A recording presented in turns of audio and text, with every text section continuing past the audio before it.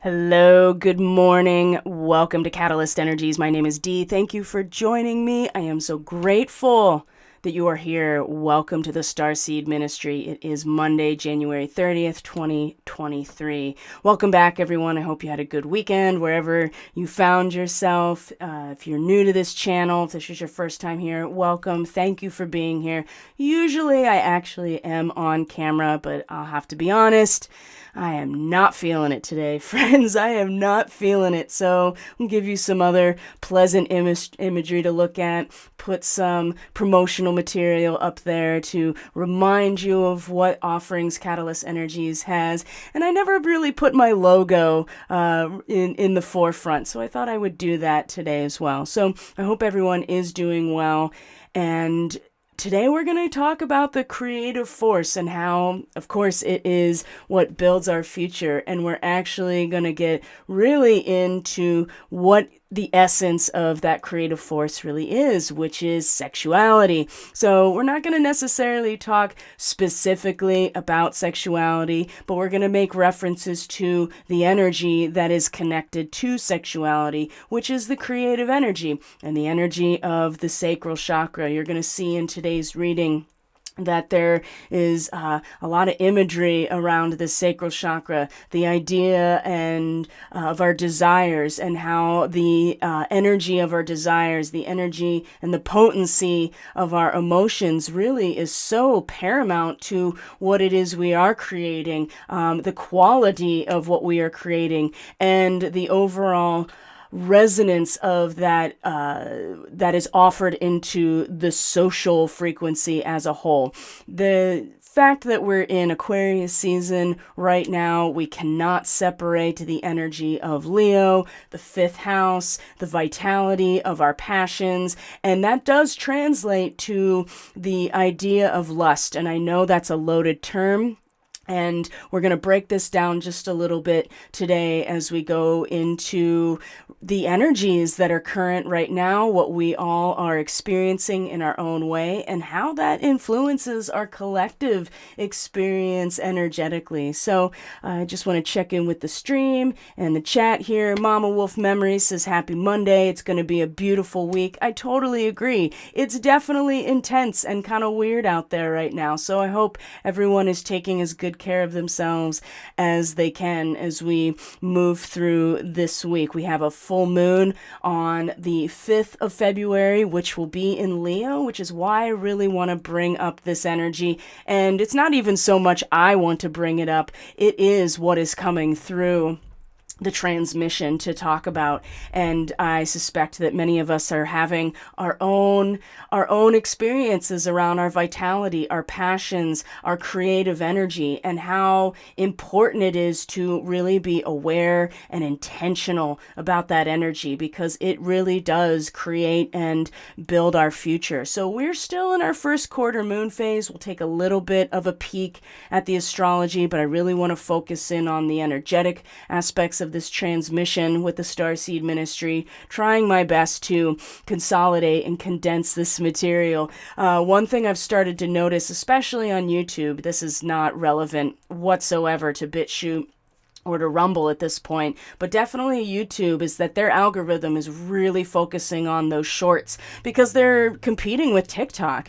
And so I think I may be moving towards creating more shorts. I've noticed that more people who are content creators are doing that as well, because that's what YouTube is going to crank out. But the whole point is that it draws people to the material as a whole. So before we really start diving into the transmission itself, I just want to draw some attention to some promotions that Catalyst Energies is offering right now. Of course, the lunar transit forecast is open for the Leo and Aquarius folks at the sale rate. So if you are watching the screen right now, or if you're not watching the screen, that's okay. But if you are watching the screen, I'm going to highlight some of these things real quick just to give people an opportunity to be aware of it. You may not be on the email list. You may not be on social media. That's totally understandable. This may be the only means in which you are interacting with Catalyst Energies. So I want to give you an opportunity to let you know what I'm offering. So like I said, the lunar transit forecast is offered to the Leo and Aquarius people at the sale rate. You can book right from catalystenergies.net. It's linked in the description box below. The homepage has everything you need in order to direct you to where you can book these offerings, these services, or the readings.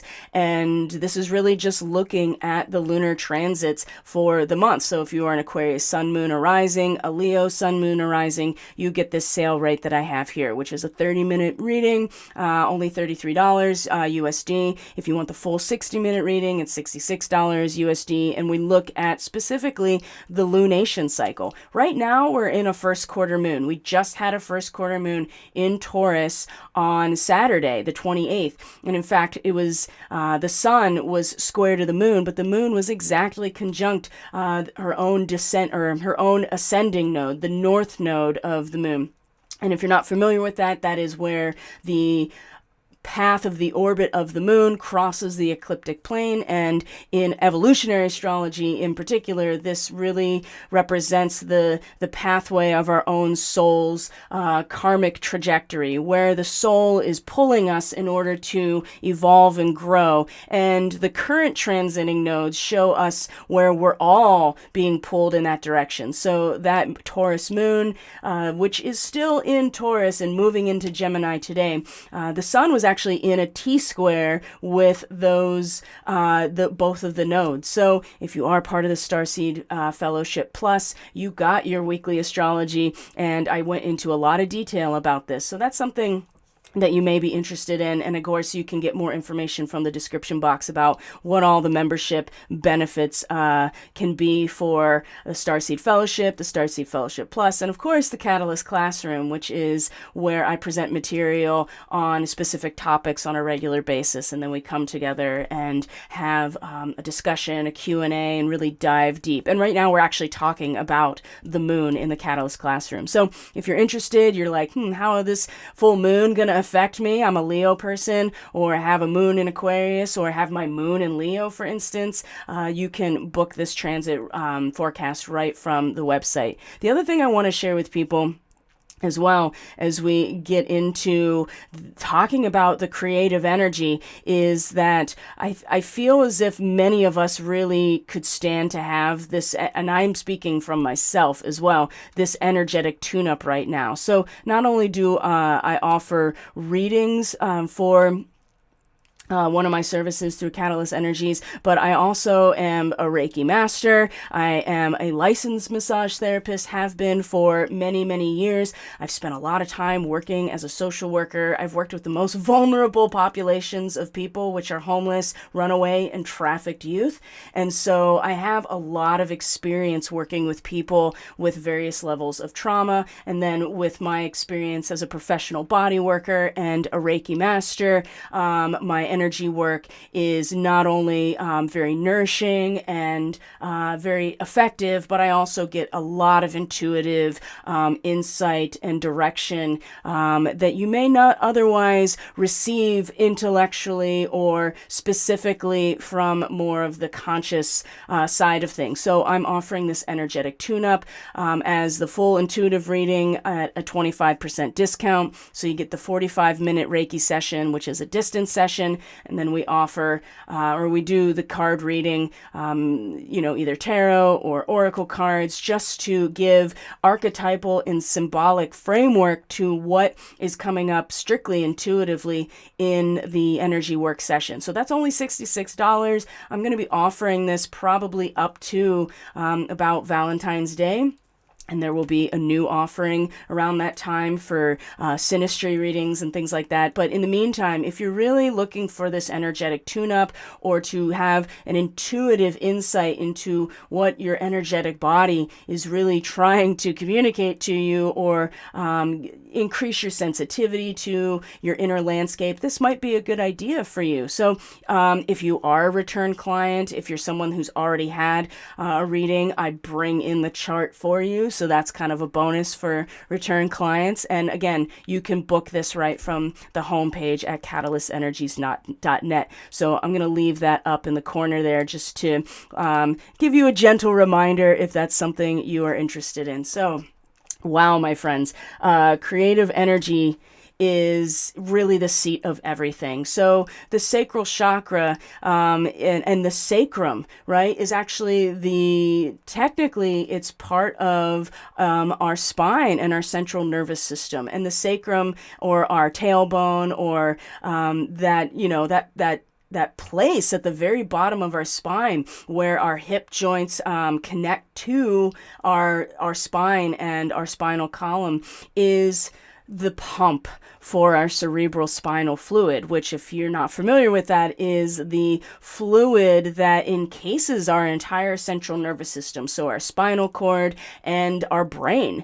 And this fluid and cerebral spinal fluid and craniosacral work is really instrumental in terms of balance and balancing this type of energy. If the sacral chakra, and certainly the root chakra as well, but if the sacral chakra is out of balance, or is running too hot, for instance, or is overactive, which is also something we need to talk about in terms of sexual energy and creative energy. If it is out of balance, everything that we are attempting to create or to quote unquote manifest is affected by this area. So it's important that we take the time to really be aware of what's going on. So we're going to start as a whole, right? And like I said, many of us are going to be having our own experiences around this, and it doesn't have to be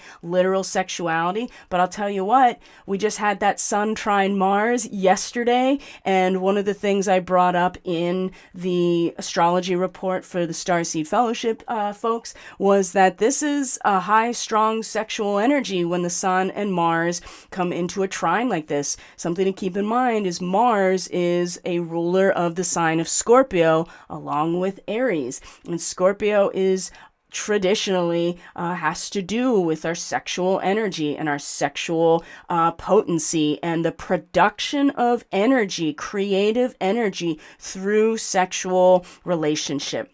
Now, this doesn't have to necessarily be, like I said, sexuality in terms of procreation or creating an energy between two people that actually that turns into its own third energy body, because that absolutely is relevant right now. But we're going to start coming to terms societally with the ways, and we already are, like, this is not something that's new, and many of us are very aware, but we're going to start becoming very aware, and this full moon is going to make it very illuminated for all of us, where we've been with all of this, right? So the choices you've made with your body and the following impact on the whole as a result of these choices is going to become very, like I said, illuminated with the full moon. Our full moon will be in Leo, and Leo, like I said, is that vitality. It is the blossoming of that energy into passion and creative expression. So it is the flowering of who we are in Leo and the fifth house. It is the sun at its fullest. And, this is what attracts the pollinators, right? That's the evolutionary imperative of flowering plants, for instance, right? And you can take that perspective and apply it to all manner of creative potential. But the idea here is that we're going to start really, well, I wouldn't say start, it is going to come to a head with this particular full moon, in my read at least, and based on the transmission that I've received and am sharing with you, and we'll see the reading here today, what the impact of those choices really have been. And it's going to be illuminated by the sun in Aquarius at a particular degree that has to do with the need for astral protection, right?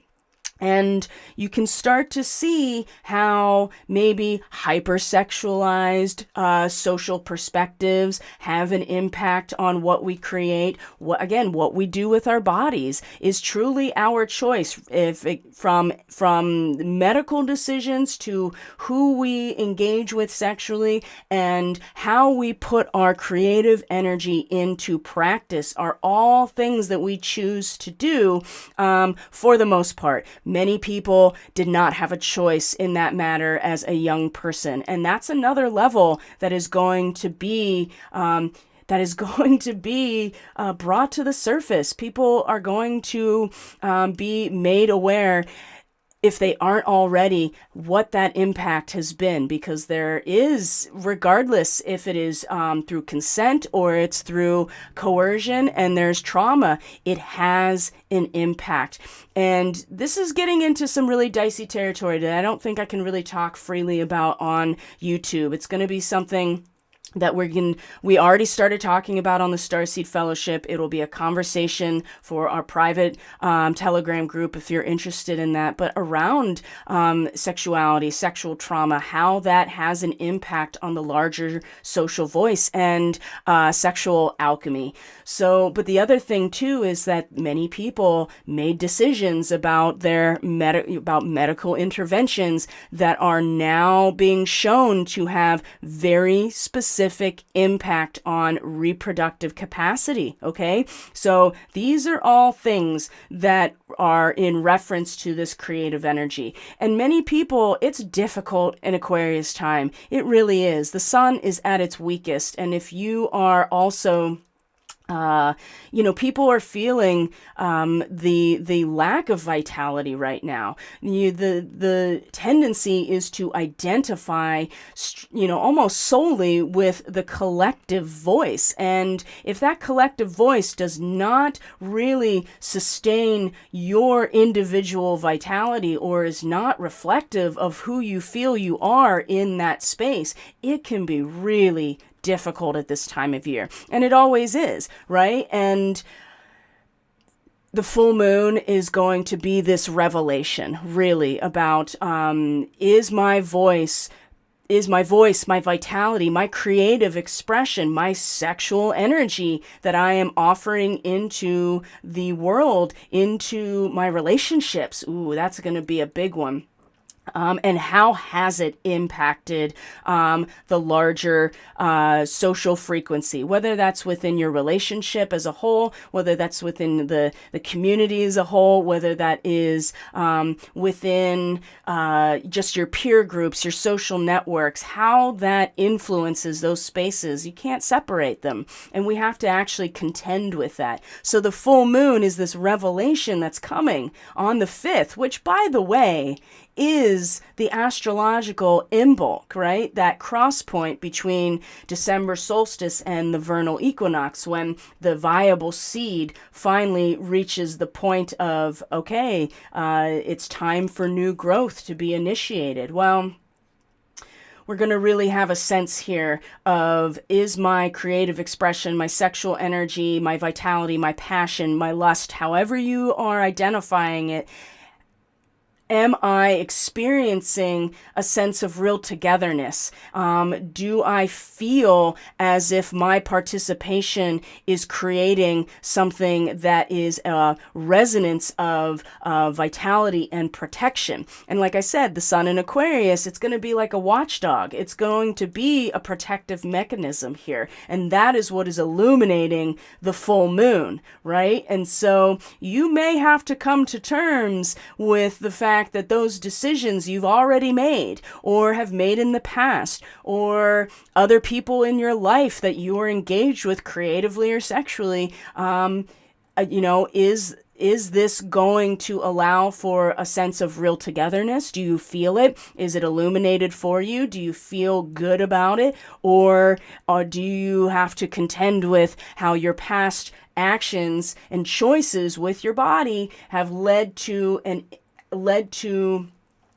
a relationship that cannot continue, right? And it's going to be different for everyone, and to always keep that in mind, that it's something that we all go through in our own way, but at least we have each other to come together with, and to really talk about these things. So it's interesting. I had like a little bit of family gathering, like the women in my family, my mom and my sister. We went and hung out with other family members, and there were some pretty frank discussions about activities, like, for instance, in certain religious institutions related to this subject, and what the purpose has been, how these institutions have hidden these types of actions. And that's just an example, right? And you may find it coming out in your dreamscape. You may find it coming out in your emotional connections to people, your own feelings, whatever it is.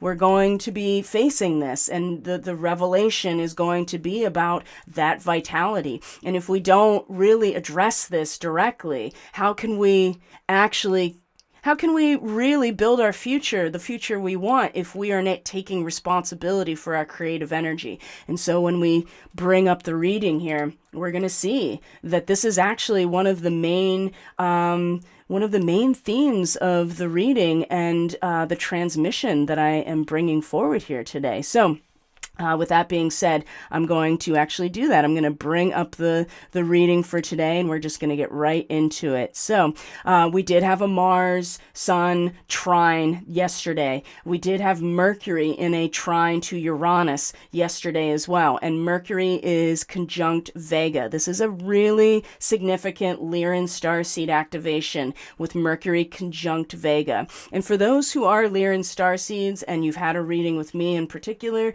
you know that Lyran starseeds, one of the things that is related to that is an enjoyment of the material reality. And that's food, that's drink, that's dancing, and it's the body. And so Lyran starseeds will tend to have many partners as a means to experience. And that in itself is not shameful or negative, but you still have to live with the consequences or the energetic production that comes with that. And that has also to do with the experience of your partners and how they have responded to this particular aspect of you. So that's something that we'll talk way more about in the weekly astrology report that's actually available to the Starseed Fellowship Plus.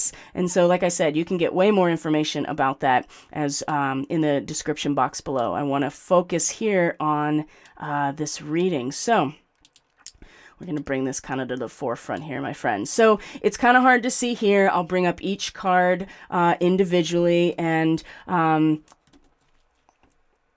we'll go through it piece by piece. But we have the Prince of Cups and the Queen of Swords right out the gate. And I've noticed we're getting a lot of court cards lately. And so I do feel like that has a lot of individually identified parts of ourselves, other people in our lives are really at the forefront of a lot of these transmissions lately. What's very interesting to me about the Queen of Cups, or the Queen of Swords reversed, that's at the center of this reading, and the Prince of Cups, is they are the same elements combined, which is air and water. And those two things don't really actually combine very well. And we have the Prince of Cups as our causal factor. It's upright, and this is about our desires, our emotional desires, and the way that we think about them, and the way that our conscious mind acts on them, or interacts with those more desirous, more emotional, more feeling-based experiences. And the Queen of Swords, also the water of air. So we have the air of water with the prince, and then we have water of air. But you see that the Queen of Swords is reversed. So we're really, I think right now, there's a struggle. There's a struggle with the masks that we've been wearing, the roles that we've been playing when it comes to addressing and diving into our desires. So we have the Akashic Library reversed at the base here. We have reflection as in terms of our conscious mind. So there is this sense of a deepening of that intuitive channel and a willingness to really have our emotional landscape reflected back to us. And there's a real need to be vigilant about the messages that we're getting from our own inner guidance. And in fact, what we're being led to is possibly much more of an inner experience, which again is very difficult when the sun is in Aquarius, because it's asking us to, and we are feeling drawn in many ways, individually and creatively, and in terms of our archetypal selves, to be in alignment with the collective voice, right? To be in the social sphere, when this Hermit card is really drawing us into introspection, introversion, and quiet. How else are we going to hear our own inner guidance if we don't have this? So there is so much healing that is really at the base of this right now, and healing of this sacral chakra energy, right? We cannot strictly intellectualize or consciously attempt to manifest or build our future. It comes from the seat of our creativity, which is the sacral chakra. But if there's any kind of fertility issues, you have any kind of ailments in this area, right? For instance, like someone I know threw their back out recently, and it was like their SI joint, and it was in that sacral area, right? That's a big red flag that there's something going on there, right? You may have all kinds of stuff coming to the surface that are directly related. And I'm going to remind you that at our new moon in Aquarius, it was exactly opposite. And I'll show you on the chart, just so if you're one of those people who's really visual and you want to see how it's all situated. That new moon was exactly opposite Black Moon Lilith at 2 degrees of Leo. And that particular Sabian symbol has to do with the spreading of an individual experience. And it's actually connected to the sexual glands. That Sabian symbol is an epidemic of mumps. And if you know anything about mumps, I'm not like a huge expert on this or anything, but what I do know, it's a swelling of your sexual glands, right? It's some sort of a medical, it's some sort of a disease that has to do with this, and it spreads through that. And so what we do with this creative energy, and we can look at this completely esoterically. It does not have to be in a physical way, but at this point, I would advise that we should really be, or I would advise us to be looking at things both eso and exoterically, because as we continue to evolve energetically into the next stage of human evolution, those things are not separated in fifth density, okay? They aren't. They are one and the same. They are the spiritual that infuses the material experience. You can't separate them.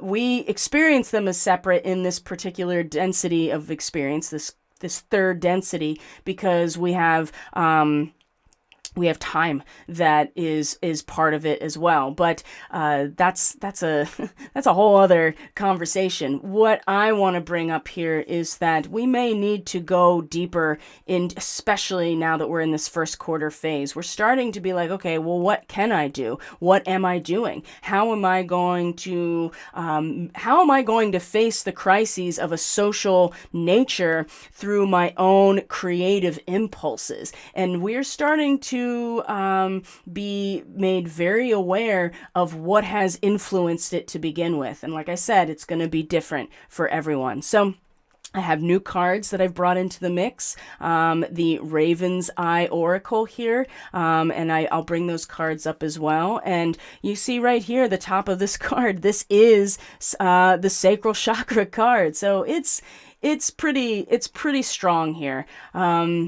It's really, really strong. And this is just a fascinating transmission. And I'm going through it in my own way with my own issues. My own channel is, my own guidance system is bringing forward the things that I need to contend with and that I need to be aware of, and what I can do to there's no reversing these things necessarily. It's really, how do we move forward from here? How do we take some agency over our creative channels rather than waiting for someone to come along and fix it for us? And that's something that we've probably, that we've talked about endlessly. So let's start unpacking this a little bit, and let us know if you feel called to do so, like how you're feeling, like as much as you are comfortable in doing so. If you want to share what's going on in your life about your creative potential, of your sexual alchemy, your relationships.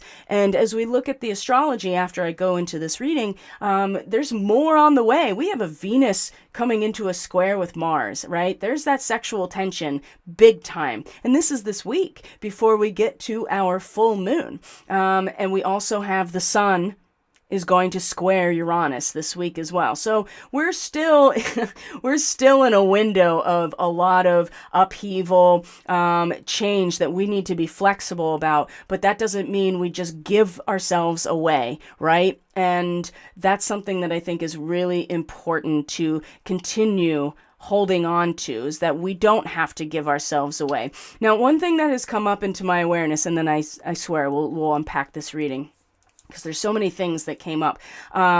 Energetic shielding, right? Cutting attachments, things like that. And the mechanisms, real practical mechanisms to do this. And something that came up from about 2, maybe 3 different angles recently, like real recently, is the use of cold and water as a means to not necessarily douse the fire, but to clear away unnecessary attachments. So when this is an old type of phrase or saying that, if you're getting aroused and there's nothing you can do about it, or you shouldn't do something about it, you shouldn't engage that energy in that particular way. What do they say? Take a cold shower, right? Well, I will say that cold plunges, putting your hands and feet in cold running water, especially your hands if you are a practitioner, that's how I learned.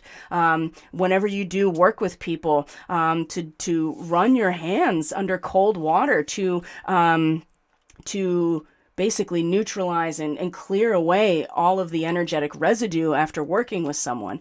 And so you may find that type of energy is really important, right? So one of the things that I was guided to do not that long ago is to start putting my hands and feet in like natural cold water. So I go out to the creek on my property and go stand in it in my bare feet, right? And this clears away all of that residue. A cold plunge, right? The Wim Hof thing is not only, it can be a really strong energetic tool as well as, for physical vitality. Cold plunges are amazing for clearing away energy, and being vigilant about the ways that you are personally being guided in your own life and practice to address these issues for yourself. Okay, so that's something that came up really strongly as well, and I wanted to bring attention to that. So let's get into this. So, like I said, the Queen or the Prince of Cups, our first air in the water. You can see that this individual is on this card is diving in, right? The emotional depths of water and the intellectual values of air. This is what this card represents, and it's encompassed in a person. So this is someone who's clever, who's open-minded, and this card really teaches us how to shape our desires into realities, right? This is something we all want. Right? Everybody wants this. We want our desires to become reality. This is the nature of being in this avatar. We are learning how to do this. We're learning how to bring that spirit into and infuse matter with our spirit, and it comes through our desires, right? Desire is the first half of Aries, by the way, which is where Jupiter is, which is where asteroid Juno is, and that's where Chiron is. That's very fascinating, isn't it? So we have so much energy there, along with all of the shame and guilt around it as well. So It's crucial that we're vigilant about the quality of this energy, right? And the thoughts that surround it, okay? And you're going to continue to see in this transmission what imagery is coming up to support this idea of being vigilant about the quality of this energy. So this individual is compassionate, has love and warmth, artistic intention. There's our creativity, right? Sexual alchemy doesn't have to be just in the act of sexuality. It can be through artistic creation. And Venus in Pisces, this is a great time for that type of artistic intention to be infused with inspiration, with compassion, with warmth and love, okay? There's desire, there's craving, and there's opportunity for transformation here. And so maybe a mantra around this is that I create my life daily and build my future. So what secret wishes don't you want to accept? What sexual desires are you not accepting, right? This is something you can ask yourself. And this is our causal factor. So this is something leading into the present moment of our energetic axis. So this may be you. This may be someone close to you in your life. This may be a public figure that represents this somehow. This is us diving in. And you can see that the seagull is actually right below this card. And the seagull has to do with this deep emotional healing, dipping into the waters of our own soul in order to become more acquainted, more familiar with these unconscious energies here. And this is what's going on. Like this Prince of Cups is really allowing us to make this dive and become very aware. Well, what are our desires? What is this energy all about? What is it that we want that we may not actually be admitting to ourselves? Or what is it that we have wanted that we are not willing to admit or we feel ashamed about? I think that's a big part of it as well.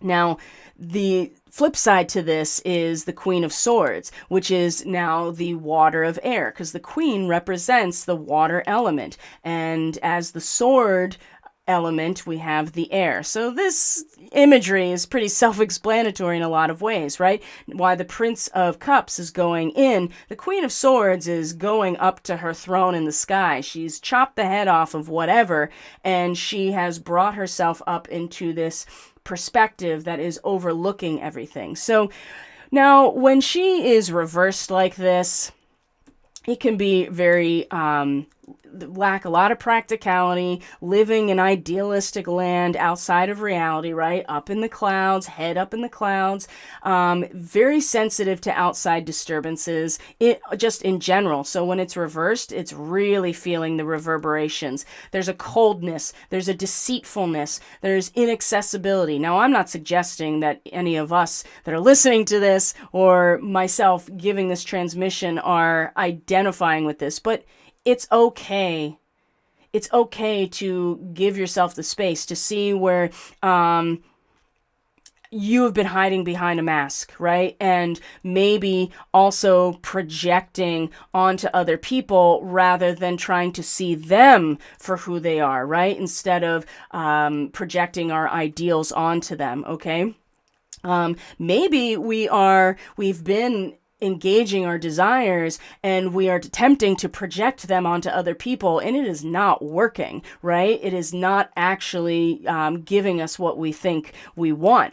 And we may be reflecting, transferring, forming, and creating something that is actually on the shadow side of things because we're not seeing people for who they are. They are just our screens that we're projecting ourselves onto. So this card is really asking us to observe ourselves in different roles. You know, what masks are we hiding behind? Are we ready to throw them away and just be ourselves, right? Our only duty really is to remain true to ourselves. And oftentimes we will project onto other people expecting to get the reflection that we're projecting, and then we end up seeing something that we don't really like, okay? Our only duty is to remain true to ourselves. But I think there's a real struggle with this right now, personally, because of the reversal of this energy. It started out kind of with this idealistic and kind of innocent prince energy. I'm going to dive in here. And really get a sense of what I want and that emotional energy. But when it came to really projecting it out onto life, we're having a different experience of it, and it may be really uncomfortable. The other thing too is when you are true to yourself and you are genuine in this particular role, it can really stir very deep and complex reactions in other people. And that's something else that is worth being aware of. It's really difficult when the crowd is pulling your energy in and they push you away, or they don't understand you, or they don't accept you because you don't actually comport to their projection, okay? And that can lead us to, again, being cold or deceitful or having all of these ways that we kind of live in la la land, and we're not actually being true to ourselves. So how is this coming up for you, right? Are you projecting? Are other people projecting onto you, and it's bringing this outside disturbance, and you are not able to be true to yourself? Maybe it's important to observe yourself in their shoes, right? Or perhaps you've been wearing a mask this whole time, and by the time we get to the full moon, it'll be like, oh, geez, like, is this even working, right? Can we step outside of these old identities and actually be true to ourselves? That's a question we each have to answer for ourselves, okay? So this is not an easy reading. Last week's was just like, hey, we got abundance and we just got to be patient for things that are growing, and that's still true, right? But now we're in that first quarter moon phase, right? We have to start consciously addressing our challenges instead of just reacting to what we are being presented with. And that becomes a lot harder. We have to take responsibility for ourselves. So the Akashic Library, number 2. So in the traditional tarot, or the actual tarot, the 2 is the High Priestess. Now put a pin in that, because that's going to be relevant when we start talking about the Hermit, okay, and the moon, and our sacral chakra, okay? So the Akashic Library is exactly what it sounds like, right? It is that place where we go into to discover who we've been, right? What is our Akash? What is the field of every experience at a soul level we've ever had and ever will have, right? When it's reversed like this, it signals a time to go deeper. Now, it's already deep, right? We're in the unconscious lower chakra area of this particular snapshot of the current moment energetically. This time to go deeper. And I think many of us are like, how much deeper do we need to go? Like, I am ready for relief. Well, I would say that it's time. This is where we're going to start separating the wheat from the chaff. And boy, if that's not a hermit thing, and Virgo, I don't know what is. We may have stepped away from that inner guidance because we don't like what it's telling us. That happens, okay?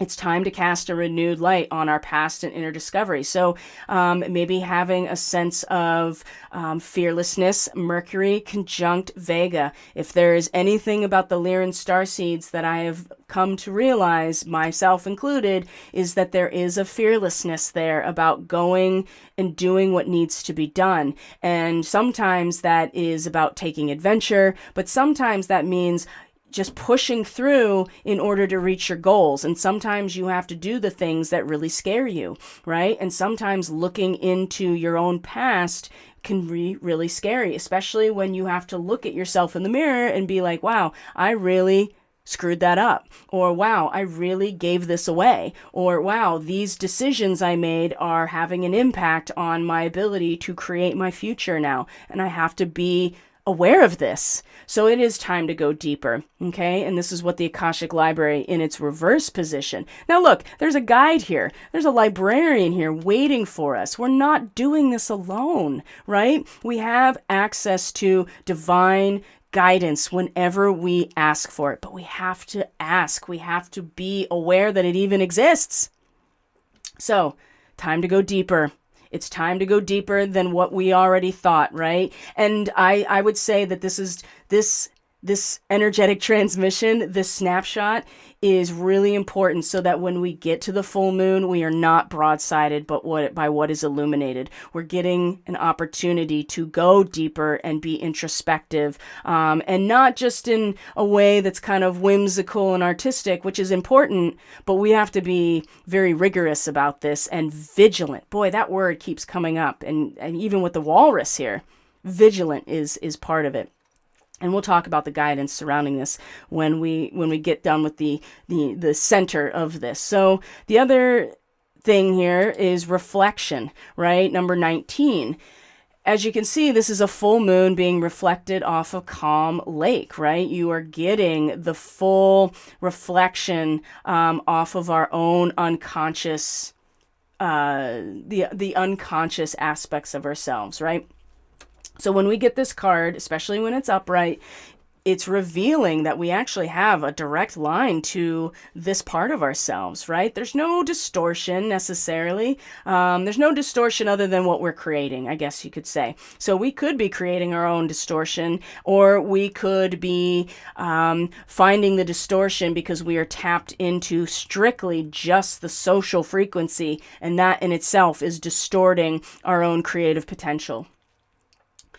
We're more aware of our emotions, and we have the capacity to be more reflective about them. And in this particular spot or position, this really suggests that we're consciously aware of this, and we are acting in a way where we are recognizing the differences between that intuitive voice and our lower emotional compulsions, which are often fear-based, okay? So the inner voice that is fear-based is the lower emotional compulsions. This is what you got to douse with cold water, right? This is the cold shower. It is that program running through you that is fear-based and compulsive.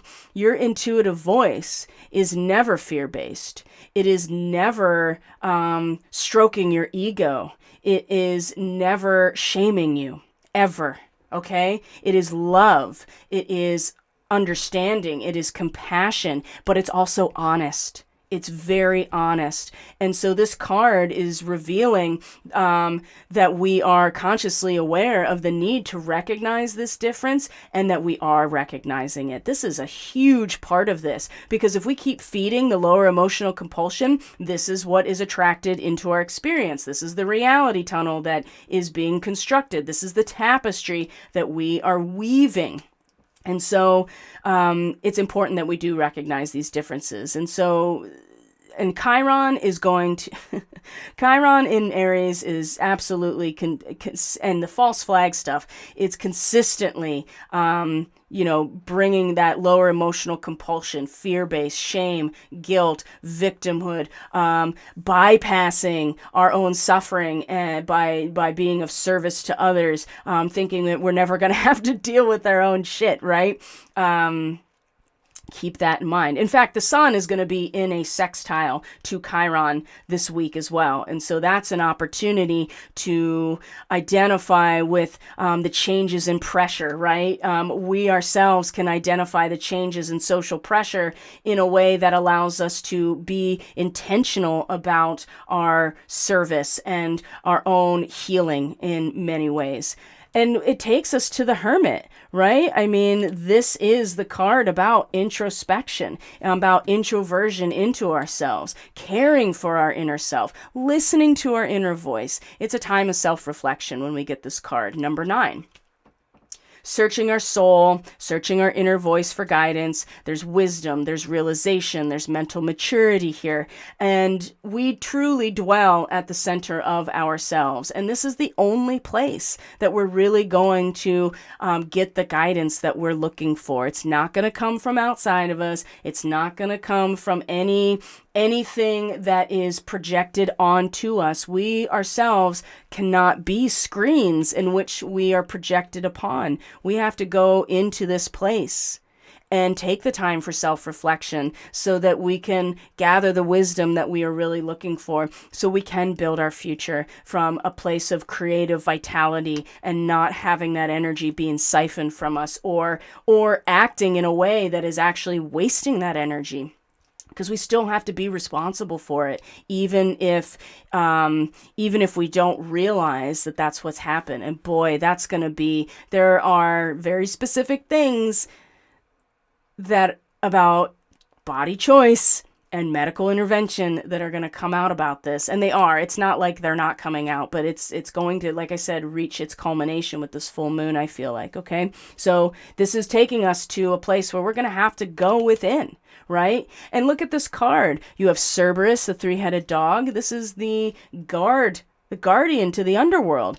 You see that the Hermit has this light, and this is the light that is illuminating the darkness. You can see that the Hermit is surrounded by all of the stalks of wheat, the grain, what is being cultivated, and truly what is going to be, we're going to reap what we sow. I mean, it's pretty simple in that way, but that doesn't mean that we are not responsible for the ways that we have cultivated that. And this is what the Hermit allows us to do, is to get into that space that actually is responsible for cultivating that. And you see the cosmic egg with the serpent around it as well, the one break in all of the fields of grain here, showing that cosmic egg, or that new version of ourselves, the new mutation that's coming into existence, right? And that's part of reproduction, right? That's part of the diversity of our reproductive process. We don't know. We don't know why, or the mechanisms in which when a cell goes into meiosis and splits and then comes back together, or the sex cells, when they come together, we don't know why and the mechanism in which it comes together in its unique blueprint. That is not something that we know. And this is why I personally don't believe cloning is actually possible, because we don't know what that is, because it's not us. It's not for us to actually know. But what we do have access to is our own inner guidance, but we cannot do that with the sound of the collective, or any kind of social or collective frequency. And that spans all definitions here, bombarding us. And that is something that we have to, if we allow that to happen, that will impact our creative vitality. And then we will continue to create that. It'll be a perpetual cycle. So we have to go within. And this is what this transmission is leading us to, that we go introverted. And I know it's getting old, right? I know that people are getting tired. They're getting worn out. And I can say that as well. We're like, how much longer we have to wait? But it's an inside job, right? And we've talked about that before. So the guidance surrounding this is, first we have the seagull, right? Now's the time for deep emotional healing, right? This is what we're here to do. And it's about going deep within ourselves. Now, we don't need to necessarily indulge these feelings and get so caught up in them that we can't get out of them. It's about getting close to them, dipping into them, realizing our sustenance spiritually comes from what we can gather from our unconscious, or the collective unconscious, and our own Akash, right? This again is about our own Akashic records. So we have to dive in, and this may be a past life regression. This may come from our dream state. This might come from all kinds of synchronicities in our life that's only our language, that will be like, whoa. It might come from a physical thing that comes forward. That's very much part of it as well. And what I think is interesting here, the unicorn's breath, also reversed. So in its upright position, this is about the divine path, innocence, the savior, right? It is very Piscean, but when it's reversed like this, there's regret.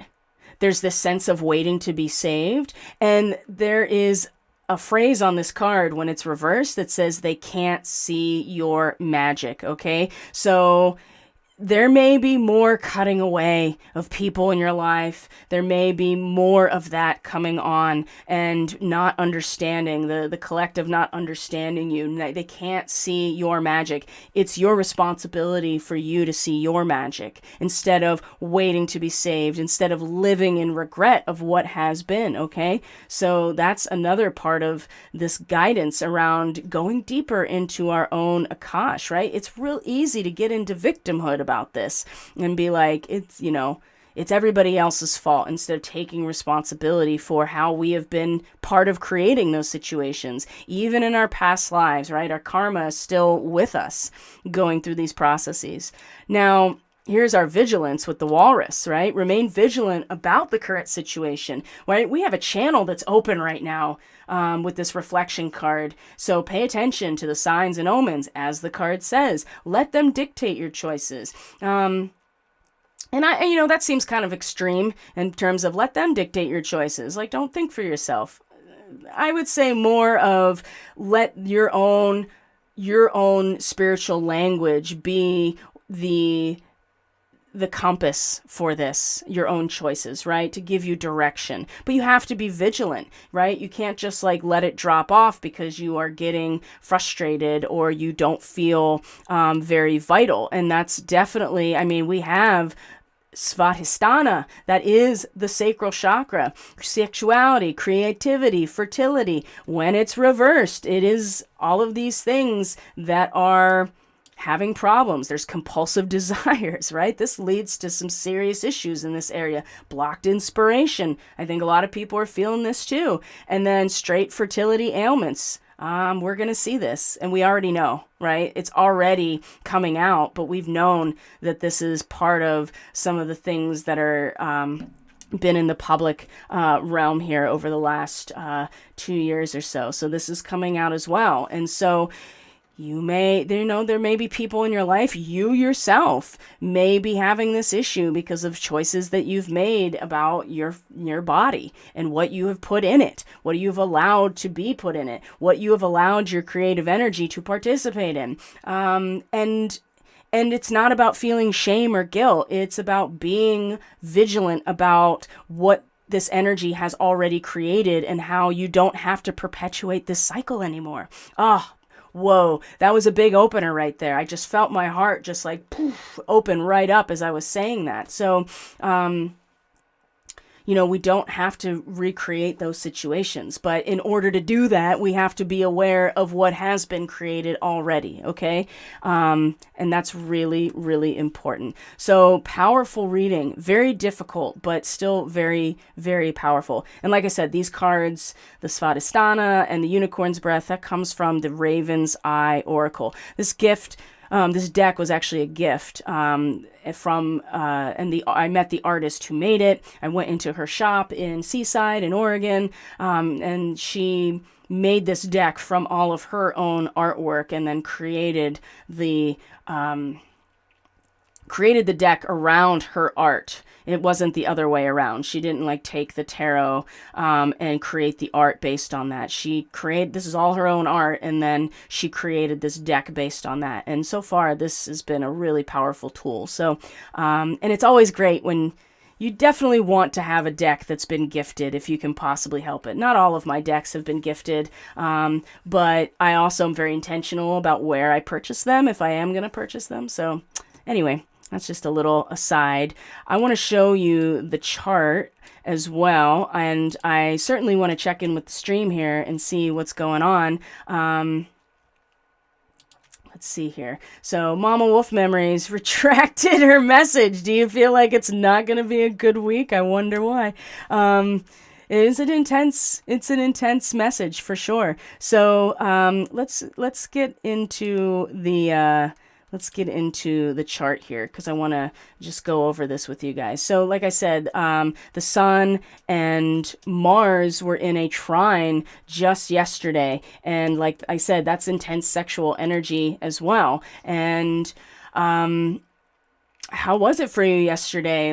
Did you feel that confidence, or did you feel like you were kind of making a commitment to something it doesn't always have to be like a super positive experience. It can be a realization about the reality of something, right? Where you start to treat people just like I talked about earlier. You start to treat people as who they are rather than as screens that you're projecting onto. So this Sun trine Mars, I think, really brought this out for a lot of people. I think so. I mean, I know I had my own experience with it. So, and then Mercury trine Uranus was also yesterday, which really requires some flexibility and a willingness to just allow the upgrade to happen, right? And at least we have the Lyran component that's part of it with Mercury conjunct Vega as that was happening. So the thing that I really want to bring up about this week in particular, like I said, is that Venus is going to be in a square to Mars this week, and the Sun is going to come into a square with Uranus. So there's more tension on the way around these issues, big time, especially with Venus and Mars. At least with those two, it's a mutable square. Venus is in Pisces now, and in fact, she's in conjunction with Alpha Cygnus, and so Cygnus starseeds are getting a strong activation right now with Venus, and there's a sense here that, especially right now, as Venus is conjunct Cygnus or Alpha Cygni, and this is the constellation of Cygnus or the Swan, that there is a sense of identifying, and with Venus especially, in your relationships, things that have value and meaning to you in your life, your artistic creations, your creative aspirations, what makes you feel comfortable, safe, secure, and your ability to really tap into unconditional love with Venus and Pisces and surrendering to that. It's this idea that everything can have a sacred significance if we identify it as such. And I think that's something that's going to be really helpful today, as Venus is conjunct Alpha Cygni or Cygnus. And the Cygnus starseeds, if you are one, then great. And if you know one in your life, or somebody identifies themselves as a Cygnus starseed, these are individuals that have incarnated here knowing it was not going to be easy, right? That the difficulty of building from the ground up was why they came in with that frequency embedded into their charts. So even the most difficult or mundane situations can be imbued with a sacred significance. And that's what actually gives the whole a sense of holiness or sacredness. So I think that that's going to be really important to keep in mind. And there's a lot of value of giving a spiritual sanction to these commonplace interchanges, right? There may just be somebody that you bump into when you're at the grocery store. It may be somebody that you work with, a family member, your partners, or just random people that you know or don't know that you just run into. There is a value of giving a spiritual sanction to all of these interchanges, even when they are really mundane or commonplace. And human behavior becomes justified by blessing it with a divine revelation of what is good and valuable. And so sometimes it's really difficult to face ourselves and to be like, wow, I am not proud of myself, or wow, those behaviors have really impacted me in a negative way and the people in my life. And I'm not suggesting that we should justify them and being like, I can do no wrong, because that's like this hyper-cultural relativist postmodern thing that I'm not sure I'm really into, but we can find the divine revelation of those types of activities or past behaviors that have led us to have this realization now. And it ritualizes all of our needs, right? It idealizes biological and social needs by ritualizing them. So this is, I think, a really strong point to keep in mind. So when we do get to the point of Venus and Mars in that square later this week, that we come back to this moment and remember this so that we don't get caught up in that tension and letting it just, have a negative impact, but to utilize that tension as an energy that allows us to grow and to evolve.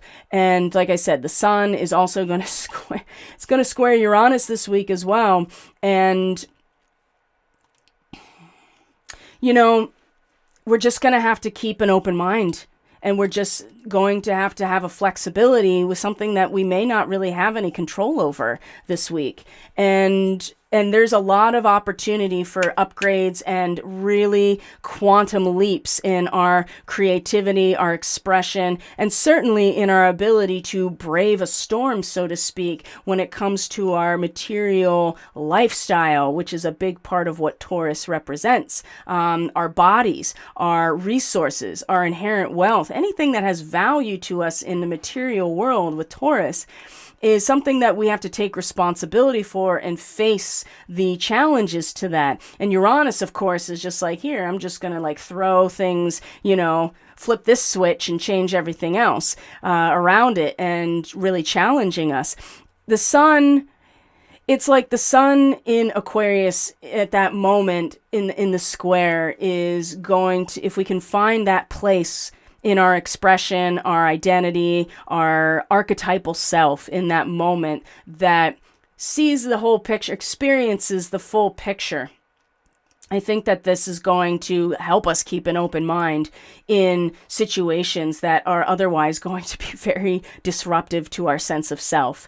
And it may actually not feel like that we are reaching any type of spiritual victory. And some people may feel that way. So take it easy on yourself this week, but also don't be afraid to do the work on the inside. Okay. So, and to really take yourself into that inner introspection, into that place of inner revelation, because that's where the wisdom is really going to come from.